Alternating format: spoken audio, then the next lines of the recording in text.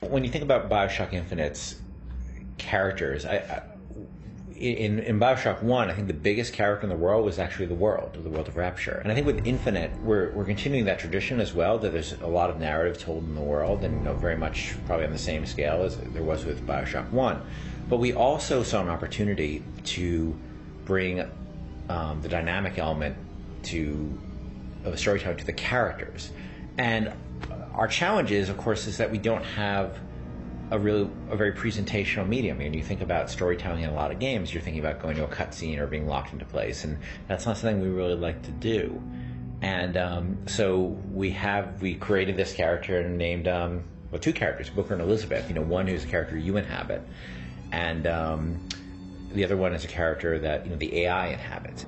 Back there at the shop, what you asked me to do. Let's not discuss it. No, what did that thing do to you? If he were to take me back, that's death, Mr. DeWitt. Or something so like it, I cannot tell the difference.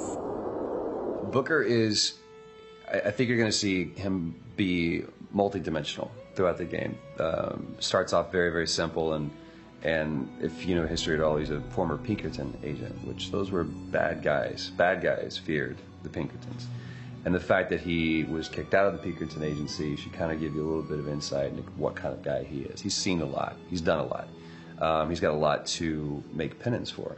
And when he's presented this opportunity, which at first is just a job to him, of getting Elizabeth out of her gilded cage and taking her from point A to point B, that's where I think his journey starts, not just in a literal sense, but more of a metaphorical sense as well. Looks as if some desperate fella called this place home. What does that make us? Liz is interesting because she is really coming of age in this story, and she's figuring out what kind of woman she wants to be, kind of getting out of that little girl thing, which has been, even though she's a little bit older, I think being held captive, I mean, I would assume her whole life, or however long Ken decides, she's been held captive by songbirds. That's kind of halted her growth in terms of defining her independence. So she's figuring that out, and she's very sweet, very compassionate, and also very headstrong, which I like that about her. He's in pain. Not for long. I need you to step back. Wait, there's a tear. See, right here.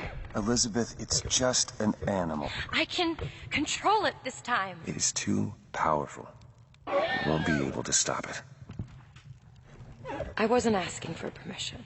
In terms of what I look for in a voice actor, I look for somebody who can inhabit the role. And sometimes they'll bring something to the role that I had no idea, and I'll change the role. With both of them, I think I saw people who sort of inhabited the basics of what I saw in the character, but they were also very good at taking direction. They're very good at responding to feedback, and that's what I mean more. It's less direction and more feedback, because a lot of times I don't even know what I want, and I'm just sort of saying, let's try in this area, and they're very open to that, and they're really generous in the process, and that's been incredibly helpful.